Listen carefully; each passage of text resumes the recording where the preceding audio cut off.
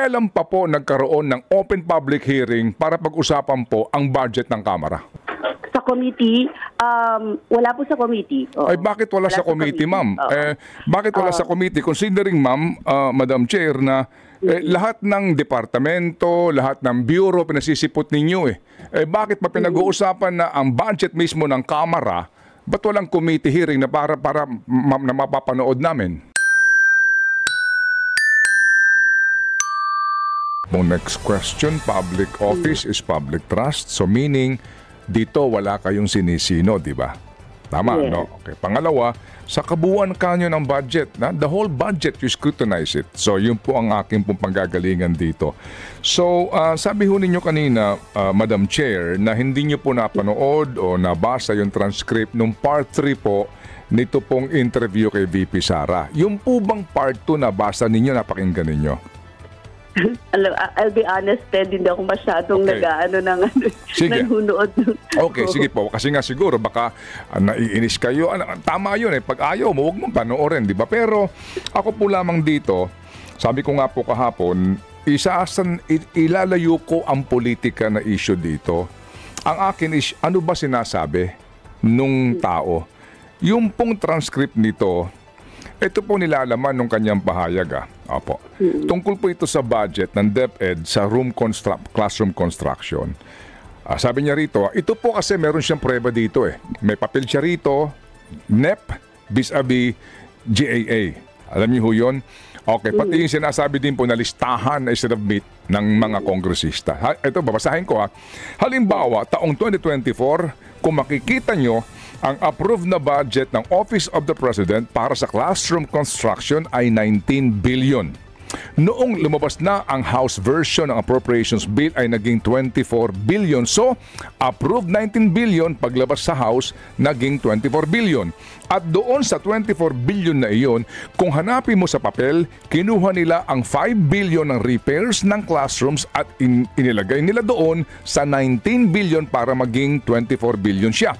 So, ang naiwan sa repairs sa kawawang mga classroom ay 1 billion. Kaya makikita nyo sa papel, nandyan yan, naging 24 billion. At hindi lang yan.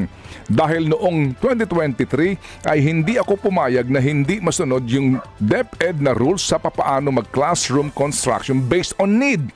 Ang ginawa ngayong 2024, inattach nila ang listahan na kung saan gagawin ang mga classroom construction worth 17 billion. At ito nga daw po, binabanggit nga na ang ultimo DPWH hindi alam itong listahan na ito. So ang question is, kung totoo po, Madam Chair, na kayo po ay public office and public trust sa lahat po ng kawani ng gobyerno at ang pambuong budget po ang inyong sinusuri, hindi ba nararapat na suriin nyo ito? Dahil regardless of politics, mabigat itong akusasyon ni VP Sara na ito pong pondo para sa classroom construction ay mukha pong may hindi tamang pinupuntahan. Yes, Ted. Totoo yan, public office is a public trust. Talaga naman, kaya po yung pagbusisi doon sa budget nung classroom, sa totoo lang, inaangal na namin yan. Si Kong Franz lang madalas mag-raise yan, saka si Kong Raul Manuel. Okay. Kaugnay sa DepEd budget ng classrooms. Kulang na kulang talaga ang budget sa classrooms. Yan talaga problema ng mga even ng mga kongresista, I remember sila din ay nagrereklamo doon sa hindi naman nagagawa yung walang bagong building, kulang mga ganito, etc. Pero sa budget po niya, mas maganda sana kung nandun siya at natanong siya. Kasi kung ang pinag-uusapan natin, particular dun sa classroom, sana natanong yung mga particular issue na yan sa kanya at nakasagot, diba? Kasi gusto nating malinawan So kung meron palang ganun, saan napupunta yon? Anong nangyari doon? Okay. Plus, yung mga accusation niya, kasi nag-bycam yan Doon pa lang, malalaman mo na at doon pa lang, pwede ka nang umangal. Pwede bago naman, after naman sa amin, diretso sa Senate So ibig sabihin, may imprimatur din ng Senado kung ganun yung nangyari. And the Senate should know that. Ganun yung yung Senado, alam nila kung ano yung nangyari at kung saan din nilagay yung pera. So dapat doon pa rin natanong na sa kanya, 'di ba? Okay. Yung issue na 'yan. Or di kaya na-divulge na 'yon. So, maganda po sana talaga nandun siya nung hearing ng kung budget yan yung mismo. issue, Opo. So, yung nga po. So, considering na siya hindi nasipot, di ba? Considering po na nagsabi niya na kahit ako zero budget, may bahala na kayo sa akin. Considering po yung ganung statement po ng VP, ano hong balak nyo? Kayo ba'y maghahain ng resolution dito for another issue? Because this revelation, I think, will merit another resolution asking for an investigation, and this time, you can invite her again.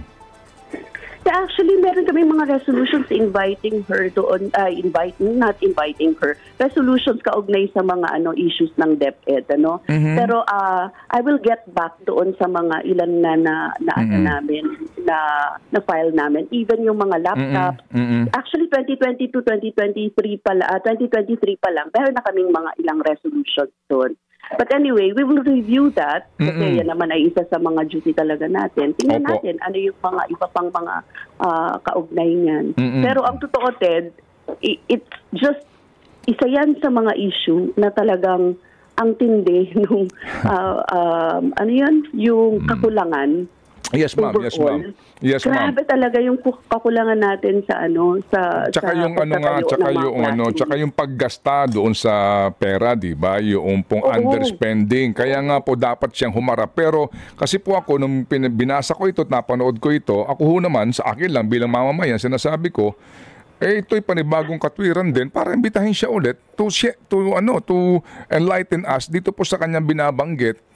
Kasi kung hindi siya ulit sisipot, ako mismo isipin ko na mukhang hindi ka seryoso dito sa iyong revelasyon na ito na may umano ay maaari tayong pagkahinalaan dito nga sa papalobo ng pondo ng classroom construction ng ilang pong mga kongresista. That's the point po, Madam Chair. Anyway, so ma'am, ito lang po, before ako magpasalamat sa inyo.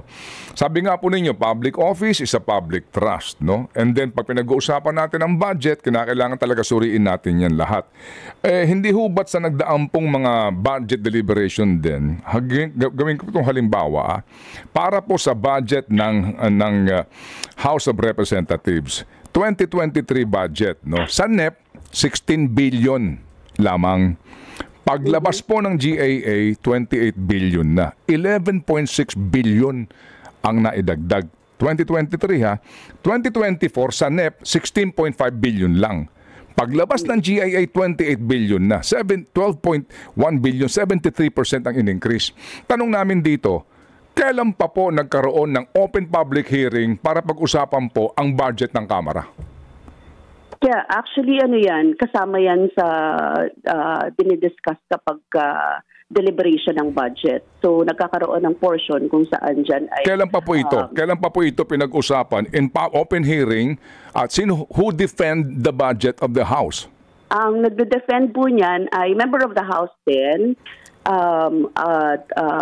Kasama siya doon sa plenary deliberation. Pero wala ito sa committee, ma'am? Wala ito sa committee? Sa committee, wala po sa committee. Ay, bakit wala sa committee, ma'am? Bakit wala sa committee? Considering, ma'am, Madam Chair, na lahat ng departamento, lahat ng bureau, pinasisipot ninyo bakit pa pinag-uusapan na ang budget mismo ng Kamara, ba't walang committee hearing na para na mapapanood namin? Ano po siya? Kasama siya ng parang mga attached agencies din na dinideliberate. O nga no, wala po sa committee hearing yan. Anong attached agency? Anong attached agency? The House is one sole independent entity. Paano attached agency? Saan to naka-attach? Sa legislature, dalawa lang naman sila Senate and the House. Oo. But usually nakalagay siya sa sa plenary deliberations nilalagay. Hindi pero wala sa committee. Wala sa committee, oo. But is that appropriate? Actually, that has been tradition. Yun. Doon tayo pupunta. Ito yung time-honored tradition. Di ba, ma'am? Ang tawag doon, time-honored tradition po ba tawag doon? Oo, but we do not believe in it. Kami sa Makabayan, ano? We question everything. Yes, kaya ma'am. hindi kami, Opo, kaya nga po kayo doon nagpoprotesta sa Office of the President, di ba? Sabi ho ninyo, bakit to? Yes. Bakit may parliamentary courtesy dito? Ba't may ganito? Dapat magtanong kami.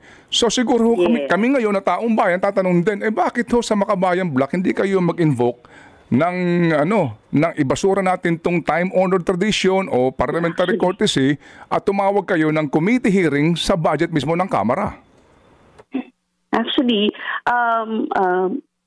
pwede naman i-entertain yung suggestion na yan. I will ask, no, pwede kami mag-meeting ng Makabayan.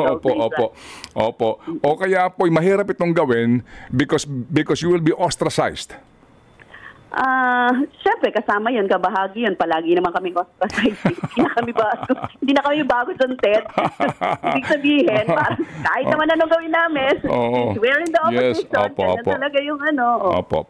Pero ma'am, just to stress the point, kayo mismo nagsasabi na walang imbitasyon ang Makabayan Block sa anumang committee hearing on the proposed budget of the House of Representatives. Oo, wala siya. Kasama lang siya sa plenary every time. Yes, opo. So yung nga po ang tanong din namin. So is it fair nga na meron kayong pinatatawag lahat ng department, bureaus, etc. to be present and to defend the budget, pero ang House mismo walang committee hearing, walang defense niyan sa committee, at doon na lang po yan inaaprubahan sa plenaryo nang hindi man lang po pinagdidebatehan? Hindi, pinagdedebatehan siya. Actually, wala lang nagtatanong. ganun yung itsura niyan. Walang nagtatanong, walang parang katulad din sa Senate, ganyan din yung form nila, di ba? So, it passes, pero in-open sa plenary for deliberation. Opo. Yun sa plenaryo siya yung time na yun. Baka takot magtanong ang mga kongresista. Tapos kami, hindi naman namin nabubusisi kasi nga, ang dami rin namin inaasikaso. But anyway, that's a good point. Opo, yes ma'am. Actually, ma'am. Opo, pero ma'am, kami ho dito, sincerely we appreciate your presence kasi tatado na lang kayo dyan eh. I mean, alam din po namin kung gaano kabigat ang trabaho nyo, kasi ang daming departamento, ang dami pong dapat busisiin, kayo po itatatlo laang, at sa panahon din po ng butuhan, kami naman po tumatangkilik sa inyo pong consistent na boto. And we appreciate that, Madam Chair. Hindi po ako Madam Chair. At hindi ako magiging Madam Chair kasi minority ako. Yes, ma'am. Hindi po kasi dinadaan ko lang sa presiding officer na si Chacha. Okay. Third person po ako. Opo.